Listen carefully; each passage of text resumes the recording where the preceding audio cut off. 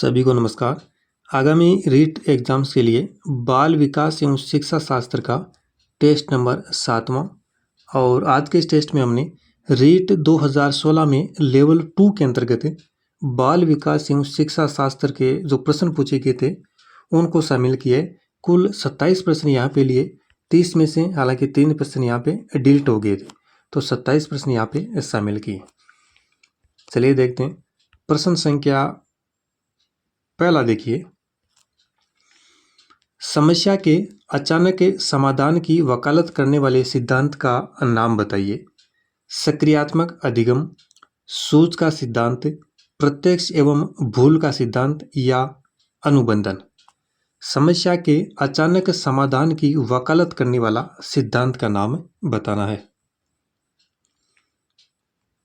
Option इसमें दूसरा होगा सूझ का सिद्धांत, जो कि कोहलर ने दिया था। किसने? कोहलर ने। इसे अंतर्दृष्टि का सिद्धांत भी कहा जाता है। दूसरा प्रश्न है, सशक्त अभिप्रेरणा सीखने का प्रभावशाली घटक है। इससे बालक स्वस्थ रहता है, ध्यान करता है, शीघ्रता से सीखता है या प्रसन्न रहता है। चारों में से सही विकल्प कौन सा होगा? देखिए, ऑप्शन तीसरा सही होगा। इसमें शीघ्रता से सीखता है। सशक्त अभिप्रेरणा सीखने का प्रभावशाली घटक है। ऑप्शन तीसरा सही होगा, शीघ्रता से सीखता है। तीसरा क्वेश्चन है, इस अवस्था को मिथ्या परिपक्वता का समय भी कहा जाता है। कौन सी अवस्था है वो जिसे मिथ्या परिपक्वता का समय भी कहा जाता है? क्या शैशवावस्था है, बाल्यावस्था है, किशोरावस्था है या प्रौढ़ावस्था है? ऑप्शन इसमें सेकंड सही माना गया है। दूसरा ऑप्शन, बाल्यावस्था को मिथ्या परिपक्वता का काल कहा जाता है। चलिए अगला प्रश्न देखते हैं। प्रश्न संख्या चौथा, शैशवावस्था की विशेषता नहीं है। शैशवावस्था की विशेषता नहीं है शारीरिक विकास की तीव्रता, दूसरों पर निर्भरता, नैतिकता का होना या मानसिक विकास में तीव्रता। चारों में से कौन सी एक शैशवावस्था की विशेषता नहीं है? ऑप्शन थर्ड इसमें से होगा, नैतिकता का होना। देखिए, शैशवावस्था की विशेषता नहीं है, ये विशेषता है किशोरावस्था की। किशोरावस्था की। तो ऑप्शन इसमें हो जाएगा तीसरा, नैतिकता का होना।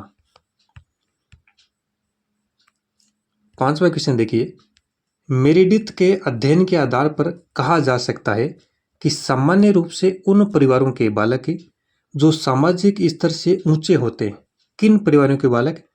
कम स्वस्थ एवं विकसित, अधिक स्वस्थ एवं विकसित, अधिक स्वस्थ एवं कम विकसित, स्वस्थ नहीं पर विकसित। किन परिवारों के बालक सामाजिक स्तर से ऊंचे होते? ये मेरिडिथ नामक मनोवैज्ञानिक ने एक अध्ययन के आधार पर मतलब सिद्ध किया था। तो इसमें देखिए, ऑप्शन जो दूसरा है वो सही माना गया है। अधिक स्वस्थ और विकसित जो बालक है वो सामाजिक स्तर से ऊंचे होते हैं। ऑप्शन इसमें दूसरा सही होगा। आगे चलते हैं। प्रश्न संख्या छठा देखिए, निम्न में से कौन सी डिसलेक्सिया की विशेषता नहीं है? डिसलेक्सिया की विशेषता नहीं है। वाचन परिशुद्धता, गति तथा बोध की समस्याएं। दूसरा ऑप्शन है सीधे या उल्टे हाथ के प्रयोग के संबंध में निश्चय। तीसरा विकल्प है लिखने की धीमी गति। और ऑप्शन चौथा है छपे हुए शब्दों को सीखने और याद करने की कठिनाइयां। तो डिसलेक्सिया की विशेषता कौन सी नहीं है इनमें से? ऑप्शन दूसरा इसमें से होगा, सेकंड ऑप्शन, सीधे या उल्टे हाथ के प्रयोग के संबंध में निश्चय। ये डिसलेक्सिया की विशेषता नहीं है। आगे सातवां क्वेश्चन है, बालकों का मुफ्त एवं अनिवार्य शिक्षा का अधिकार जो नियम है 2009, ये देश में कब लागू हुआ? 1 अप्रैल 2009, 1 अप्रैल 2010, 1 नवंबर 2009 या 1 नवंबर 2010? तो आसान सा क्वेश्चन है। ऑप्शन सेकंड इसमें से होगा, 1 अप्रैल 2010 को। अगला क्वेश्चन देखिए, प्रश्न संख्या 8वां। मनुष्य जीवन का आरंभ मूलतः घटित है। 2 कोष, केवल एक कोष से, कई कोष या कोई कोष नहीं। मनुष्य जीवन का आरंभ। दूसरा ऑप्शन इसमें सही माना गया है, केवल एक कोष। अगला प्रश्न 9वां प्रश्न है, बुद्धि के त्रिआयामी सिद्धांत के अनुसार बुद्धि के कारकों की संख्या है। बुद्धि का जो त्रिआयामी सिद्धांत है, इसमें कारकों की संख्या कितनी मानी गई है? 90, 110, 135 या 120।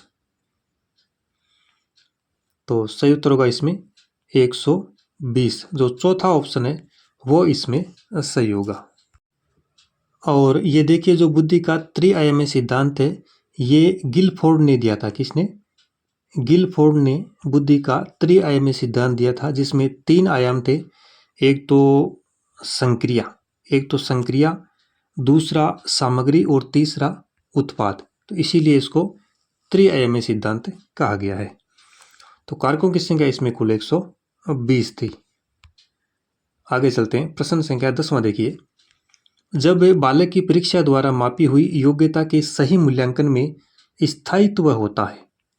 बालक की एग्जाम द्वारा मापी हुई योग्यता के सही मूल्यांकन में जब स्थायित्व होता है, तब उस परीक्षा को कहते हैं वैधता, विश्वसनीयता, वस्तुनिष्ठता या उपयुक्त में से कोई नहीं। तो इस प्रश्न का बिल्कुल सही होगा ऑप्शन नंबर दूसरा, विश्वसनीयता, सेकंड ऑप्शन। 11वां क्वेश्चन देखिए, निम्न में से कौन सा तनाव को कम करने का अप्रत्यक्ष ढंग है? तनाव है, लेकिन उसको कम करने का अप्रत्यक्ष ढंग कौन सा है? विश्लेषण और निर्णय, रुकावट को दूर करना, दूसरे लक्ष्यों का प्रतिस्थापन या उदात्तीकरण। तनाव को कम करने का अप्रत्यक्ष ढंग, एक तो प्रत्यक्ष होता है, लेकिन इसमें पूछा है अप्रत्यक्ष, वो हो गया उदात्तीकरण। विश्लेषण और निर्णय, रुकावट को दूर करना, दूसरे लक्ष्यों का प्रतिस्थापन, ये सभी तो प्रत्यक्ष है, और उदात्तीकरण है ये अप्रत्यक्ष है। तो उत्तर नंबर होगा 4। अगला सवाल है, व्यक्तिगत भेद में हम पाते हैं विचलनशीलता, प्रतिमानता, या ये दोनों, विचलनशीलता और प्रतिमानता दोनों, या उपयुक्त में से कोई नहीं। तो ऑप्शन तीसरा ही सही होगा इसमें, विचलनशीलता और प्रतिमानता दोनों को व्यक्तिगत भेद में हम पाते हैं। आगे चलिए, प्रश्न संख्या 13वां देखिए। चिंतन क्या है साहब? प्रतीकों का प्रयोग है, क्या भाषा का प्रयोग है, प्रात्यक्षिक प्रक्रिया है, या संप्रत्यय अधिगम? चिंतन क्या है?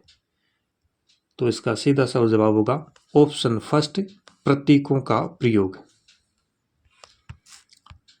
14वां प्रश्न है, निम्न में से कौन सीखने के सही स्तर है? सीखने के सही स्टेप कौन से हैं? तथ्य, ज्ञान प्राप्त करना, सूचना, बोध या प्रज्ञान। तथ्य, सूचना, बोध, ज्ञान प्राप्त करना या प्रज्ञान। तथ्य, सूचना, ज्ञान प्राप्त करना, बोध या प्रज्ञान। तथ्य, बोध, सूचना, ज्ञान प्राप्त करना या प्रज्ञान। सीखने के सही स्तर, थर्ड ऑप्शन से होगा तीसरा, तथ्य, सूचना, ज्ञान प्राप्त करना, बोध और प्रज्ञान, ये सीखने के सही स्तर माने गए हैं। 15वां क्वेश्चन है, व्यवहारिक बुद्धि को कहा जाता है, जो व्यवहारिक बुद्धि है उसको कहा जाता है मूर्त बुद्धि, अमूर्त बुद्धि, संज्ञानात्मक योग्यता या सामाजिक बुद्धि। उत्तर नंबर 1, मूर्त बुद्धि, पहला ऑप्शन सही होगा। 16वां क्वेश्चन है, अप्रत्यक्ष पथ समस्याओं का उपयोग किस श्रेणी के प्रयोजन के लिए किया जाता है? बच्चे, प्रौढ़, चिड़िया या पशु? ऑप्शन नंबर दूसरा से होगा प्रौढ़। 17वां क्वेश्चन देखिए, छात्रों में चोरी की आदत को कैसे दूर किया जा सकता है? अगर किसी छात्र में चोरी करने की आदत है तो किस प्रकार से हम दूर करेंगे?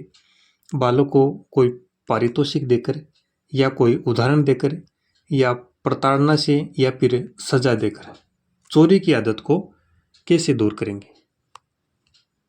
तो ऑप्शन इसमें दूसरा बिल्कुल सटीक है, उदाहरण के द्वारा। बालक को पारितोषिक देकर हम इस आदत को दूर नहीं कर सकते, प्रताड़ना से भी नहीं किया जा सकता, सजा से भी नहीं हो सकता। बेस्ट विकल्प होगा उदाहरण देकर। 18वां क्वेश्चन देखिए, गामा के विकास से हमारा तात्पर्य मांसपेशियों के विकास से तथा पैरों के उचित उपयोग। फर्स्ट ऑप्शन है मस्तिष्क या आत्मा, अधिगम और शिक्षा, प्रशिक्षण और अधिगम, या शक्ति और गति। चौथा ऑप्शन इसमें सही माना गया है, शक्ति और गति। मांसपेशियों के विकास से, पैरों के उचित उपयोग से, शक्ति और गति। 19वां क्वेश्चन है, परिपक्वता इत्यादि से व्यवहार में जो परिवर्तन होता है उसको भी अधिगम कहा जाता है। क्या ये बात सही है? नहीं, हाँ, अनिश्चित, या कभी कभी। परिपक्वता इत्यादि से व्यवहार में उत्पन्न परिवर्तन को भी अधिगम कहा जाता है। नहीं, हाँ, अनिश्चित, या कभी कभी। तो बिल्कुल असत्य कथन है ये, नहीं। ऑप्शन फर्स्ट इसमें सही होगा।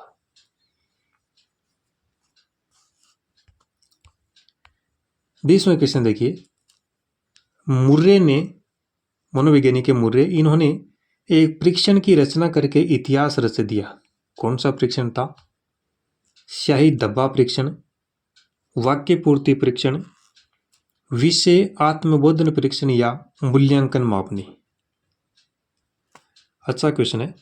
थर्ड ऑप्शन इसमें से होगा, तीसरा ऑप्शन, विषय आत्मबोधन परीक्षण। विषय आत्मबोधन परीक्षण। शाही दबा परीक्षण हरमन रोरसा का है, हरमन रोरसा। और विषय आत्मबोधन परीक्षण मुर्रे और मॉर्गन। 21वां क्वेश्चन देखिए, केटल के द्वारा विश्लेषित किए गए व्यक्तित्वशील गुणों की संख्या कितनी है? 13, 15, 16, या 14? आसान सवाल है, 16। ऑप्शन थर्ड इसमें से होगा तीसरा ऑप्शन। 22वां क्वेश्चन है, हस्तशिल्प की शिक्षा दी जानी चाहिए किस प्रकार के बालकों को? मंद बुद्धि, पिछड़े, सामान्य, या प्रखर बुद्धि बालक? हस्तशिल्प की शिक्षा। तो पहला ऑप्शन इसमें सही माना गया है, मंद बुद्धि बालकों को हस्तशिल्प की शिक्षा दी जानी चाहिए। 23वां क्वेश्चन है, ऑप्शन ये प्रश्न संख्या 23, प्रतिभावान बालक की पहचान करने के लिए हमें सबसे अधिक महत्व अभिभावकों के मत को देना चाहिए, वस्तुनिष्ठ परीक्षणों के परिणाम को देना चाहिए, शिक्षक के निर्णय को देना चाहिए, या समुदाय के विचारों को देना चाहिए? प्रतिभावान जो बालक है उनकी पहचान करने के लिए सेकंड ऑप्शन सही होगा, वस्तुनिष्ठ परीक्षणों के परिणाम को देने चाहिए। अगला प्रश्न देखिए 24वां, एनसीएफ 2005 में कला शिक्षा को विद्यालय में जोड़ने का उद्देश्य क्या है? सांस्कृतिक विरासत की प्रशंसा करना, छात्रों के व्यक्तित्व और मानसिक स्वास्थ्य को विकसित करना। केवल ऑप्शन ए सही है, या दोनों ए और बी सही है? कला शिक्षा को विद्यालय में जोड़ने का उद्देश्य, तो ऑप्शन चौथा सही होगा, ए और बी दोनों सही है। यानी सांस्कृतिक विरासत की प्रशंसा करना और छात्रों के एक तो व्यक्तित्व और मानसिक स्वास्थ्य को विकसित करना, ये उद्देश्य है कला शिक्षा को विद्यालय में जोड़ने का। तो चौथा ऑप्शन इसमें सही होगा। 25वां क्वेश्चन देखिए, 20वीं शताब्दी को बालक की शताब्दी कहा जाता है, ये जो परिभाषा है किसने दी? मुर्रे, एडलर, क्रोवेक्रो, या जेबी वाटसन? तो ये तो बड़ी चर्चित परिभाषा है। काफ़ी बार एग्जाम में आ चुकी है, क्रो व क्रो। 20वीं शताब्दी को बालक की शताब्दी किसने कहा है? क्रो व क्रो ने। 26वां क्वेश्चन देखिए, संवेदना ज्ञान की पहली पीढ़ी है, ये पहली सीढ़ी है। यह कथन मानसिक विकास को दर्शाता है, शारीरिक विकास, ध्यान का विकास है या भाषा का विकास है? संवेदना ज्ञान की पहली पीढ़ी। तो ऑप्शन पहला करेक्ट होगा, मानसिक विकास। क्वेश्चन नंबर 27, 27वां, परिवेश की वस्तु प्राणी प्राप्त करने का प्रयास करता है कही जाती है प्रबलन, प्रेरक, उद्दीपक या प्रलोभन? सेकंड ऑप्शन सही होगा, दूसरा ऑप्शन प्रेरक। 28वां जो क्वेश्चन है वो देखिए, 28वां क्वेश्चन, अनुसंधान जो सामाजिक समस्या से संबंधित होता है तथा विद्यालय की जनशक्ति के द्वारा विद्यालय में क्रियाकलापों के सुधार हेतु संचालित किया जाता है कहलाता है मौलिक अनुसंधान, क्रियात्मक अनुसंधान, सामाजिक अनुसंधान या उपयुक्त में से कोई नहीं? तो ऑप्शन दूसरा इसमें से होगा, क्रियात्मक अनुसंधान। और क्वेश्चन नंबर 29वां देखिए, के मापन की भूमिका सब सीखी हुई कुशलताओं में निष्पादन का एक संपूर्ण अवलोकन देती है। कौन सा मूल्यांकन की बात हो रही है? निर्माणात्मक मूल्यांकन, योगात्मक मूल्यांकन, निदानात्मक मूल्यांकन या उपयुक्त में से कोई नहीं? तो देखिए इसमें ऑप्शन नंबर दूसरा सही होगा, योगात्मक मूल्यांकन। योगात्मक मूल्यांकन। इसमें कुल 29 प्रश्न थे, शुरू में मैंने 27 बताए थे, वो गलत है आंकड़े। 29 प्रश्न इसमें है, एक प्रश्न यहाँ पे डिलीट हुआ है।